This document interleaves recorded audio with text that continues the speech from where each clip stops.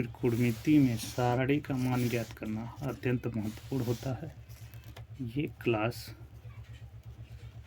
9th 10th 11th 12th में महत्वपूर्ण योगदान होता है। तो इसके लिए हम ट्रिक से सीखेंगे कि सारणी कैसे बनाएं त्रिकोणमिति का।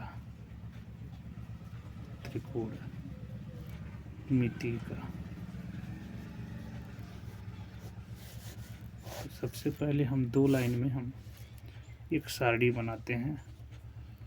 एक को लिखते हैं जया या थीटा कोण लिखते हैं, दूसरे पे साइन थीटा लिख सकते हैं और इसको हम दो डिवाइड खानों में से विभाजित कर देंगे। इसमें सभी एंगल को दर्शा देंगे। पहला 0 डिग्री, फिर 30 डिग्री और इसके बाद 45 डिग्री, 60 डिग्री और लास्ट में 90 डिग्री का मान रखते हैं। स्टार्ट यहाँ पे 0 से करते हैं। 1 2 3 4 पूरा लिख देंगे। सभी के नीचे भागा 4 लिखेंगे। बाई 4 सभी का रूट लगाएंगे। रूट या करड़ी इसी को कहते हैं, करड़ी लगाएंगे। इसके बाद सीरियल से सभी जया को लिखेंगे। पहले लिखेंगे जया या कोण लिखते हैं थीटा।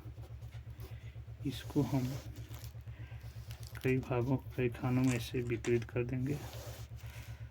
और सबसे पहले जो 0 डिग्री आता है, इसके बाद 30 डिग्री, फिर 45 डिग्री और फिर 60 डिग्री, फिर 90 डिग्री।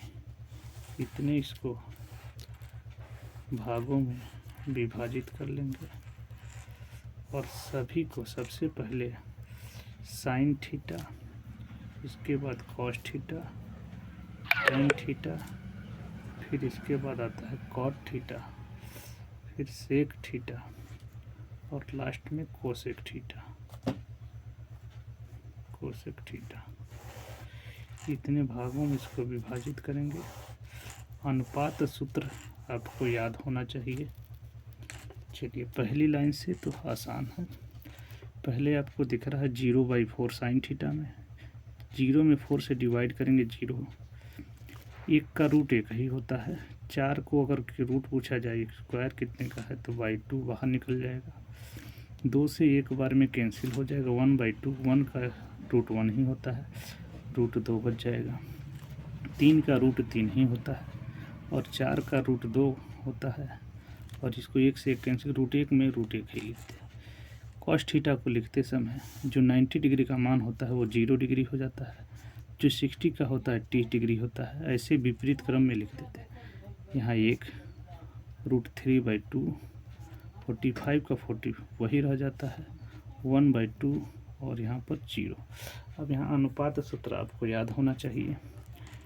टेन थीटा होता है एक formula, sine theta upon cos theta.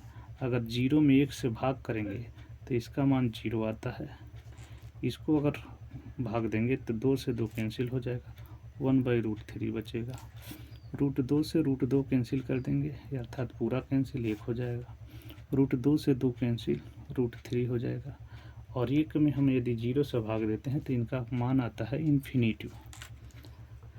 अब इन्फिनिटी को जिसको हम अपरिभाषित कहते हैं, इन्फिनिटी का अगर कॉट को लिखना है तो सेम इसी को विपरीत क्रम से लिखना स्टार्ट करते हैं। इन्फिनिटी √3 1 1/√3 और 0। सेक थीटा को बनाते समय हमको ये फार्मूला याद होना चाहिए। सेक थीटा बराबर हमने पढ़ा है 1/सेक थीटा। सेक थीटा बराबर हमने पढ़ा है 1/कॉस थीटा। इसके आधार पर सेक थीटा का मान लिखते जाएंगे। जैसे सेक थीटा का होता है 1/कॉस थीटा, तो 1/कॉस थीटा का मान 1 है। अगर हम कॉस थीटा की जगह 1 रखेंगे तो इसका मान 1 ही मिलेगा। अगर ये रखेंगे तो ये मान विपरीत हो जाएगा, 2/√3। इसको भी उल्टा हो जाएगा, √2। ये भी आपका बदल जाएगा, 2 हो जाएगा। और ये भी मान आपका 1/cos होगा तो 1 में यदि 0 से भाग करते हैं तो इसका जो मान मिलता है वो इन्फिनिटी मिलता है। इसी तरह यहाँ से अगर चेंज करते हैं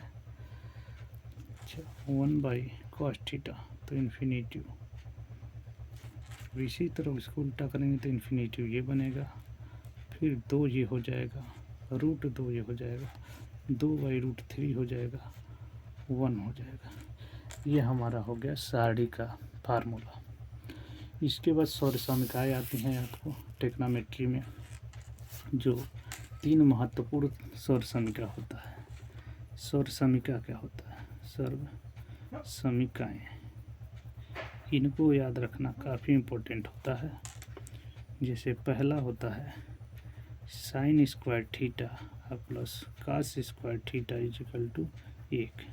इससे हम दो अलग अलग फार्मूले लिख सकते हैं। जैसे यदि हम कहें cos स्क्वायर थीटा का मान क्या होगा तो 1, और ये पक्षांतर करेंगे sin स्क्वायर थीटा। ओनली आपको यदि cos को निकालना है तो cos पर से स्क्वायर हटेगा, रूट में 1 माइनस sin स्क्वायर थीटा में बदल जाएगा। इसके बाद इसी तरह कहा जाए sin स्क्वायर थीटा तो sin स्क्वायर थीटा बराबर 1, cos उधर चला जाएगा cos स्क्वायर थीटा। फिर इसी प्रकार sin स्क्वायर को यदि हटाएंगे तो ये मिल जाएगा, रूट में हो जाएगा 1 माइनस cos स्क्वायर थीटा। ये साइन के फार्मूले हो गए। सौर समीकरण नंबर 1। सौर समीकरण नंबर 2 होता है सेक स्क्वायर थीटा बराबर 1 प्लस tan स्क्वायर थीटा। इसको भी चेंज कर सकते हैं। अगर पूछा जाए सेक स्क्वायर थीटा, ये पक्षांतर करेंगे माइनस tan स्क्वायर थीटा बराबर 1 हो जाता है। इसी प्रकार यदि tan स्क्वायर थीटा बराबर पूछा जाए तो tan स्क्वायर थीटा बराबर पक्षांतर करेंगे sec square theta -1। Only tan theta का मान पूछा जाए तो रूट में यही बदल जाता है सेक स्क्वायर थीटा -1।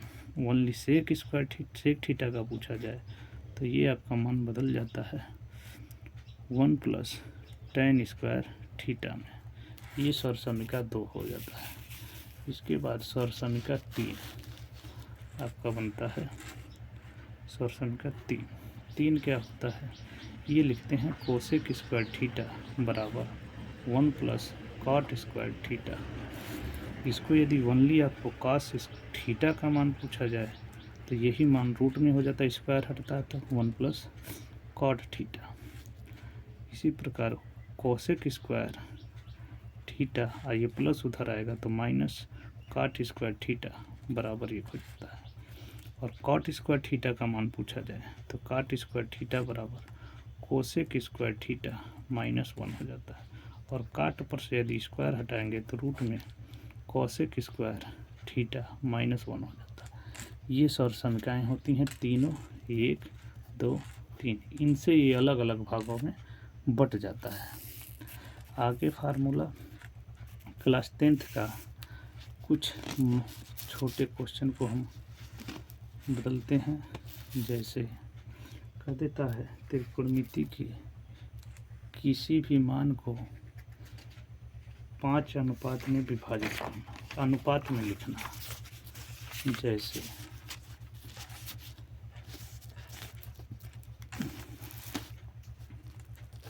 ये क्वेश्चन ऑब्जेक्टिव में पूछता है।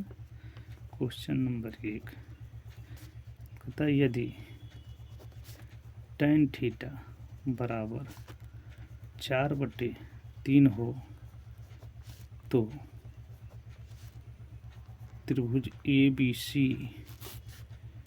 में B समकोण है,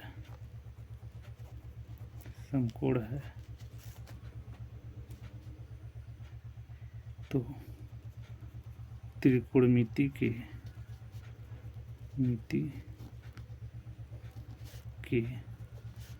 अन्य अनुपात ज्ञात करना, अन्य मान ज्ञात करना, ज्ञात कीजिए। इस प्रकार के क्वेश्चन पूछता है। या यही त्रिभुज ABC पहले दे देता है, जो भी हो B समकोण देता है। इसको हम हल कैसे करते हैं?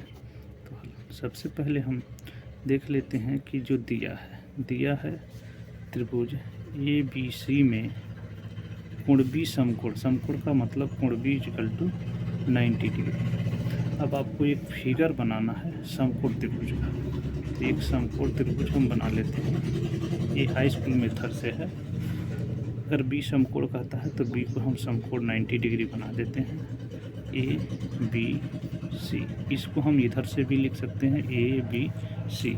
एक ग्राफ जो है फिगर, इसको विपरीत क्रम से भी बना सकते हैं। इसको हम कहते हैं लंब, इसको हम कहते हैं कर्ण, सबसे बड़ी भुजा, और नीचे का जो होता है इसे हम आधार कहते हैं। इसमें क्वेश्चन में जो दिया है tan थीटा, हमने फार्मूला लिखा tan थीटा बराबर 4/3। हमने पढ़ा है tan थीटा बराबर एक फार्मूला पढ़ा है लाल बट्टे कक्का का। इसमें हम tan थीटा तीसरे नंबर पे आता है, तीसरा है लंब बट्टे आधार, यानी यहाँ पे लंब बट्टे आधार यहाँ पर लिख देते हैं L/A।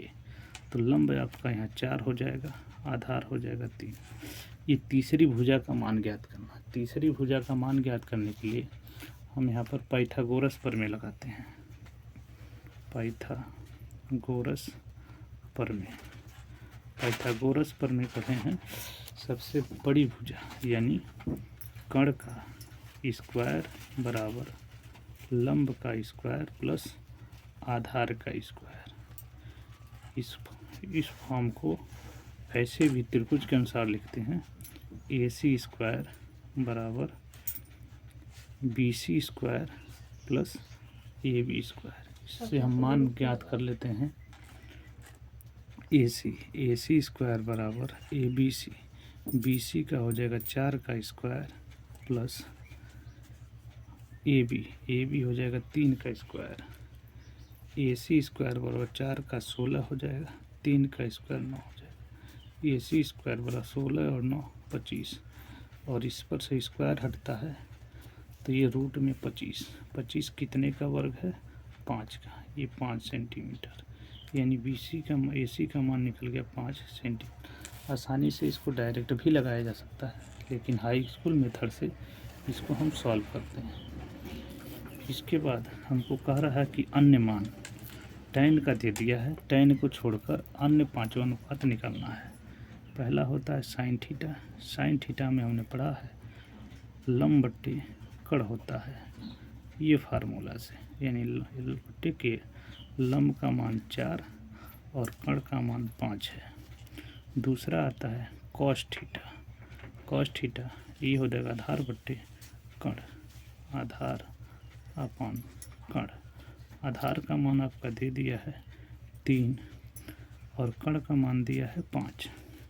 इसके बाद tan थीटा, तो tan थीटा का मान आपका पहले से ही दे दिया है, इसको छोड़ देंगे। cos थीटा के बाद tan थीटा के बाद आता है cot थीटा, और cot थीटा आपको बिना फार्मूले के tan का उल्टा होता है, तो हम 3/4 लिख सकते हैं, या फार्मूले से आधार बट्टे लंब लिखेंगे। आधार बट्टे लंब, आधार का मान हो गया आपका 3 और लंब का मान है 4। बदल देते हैं उल्टा। इसके बाद होता है कॉट के बाद सेक थीटा। सेक थीटा भी आप अगर ज्ञात कर लिए हैं कॉस को, तो जानते हैं कॉस का उल्टा सेक होता है, तो इसको परिवर्तन कर सकते हैं। यह होता है कर्ण बट्टे आधार।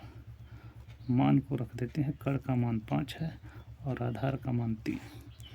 सेक थीटा के बाद आता है आपका कोसेक थीटा। कोसेक थीटा हम जानते हैं साइन का उल्टा होता है। इस मान को परिवर्तन करते हैं, या तो फार्मूले को कर्ण अपान लंब, और यहाँ पर इसका मान लिख लेते हैं 5/4।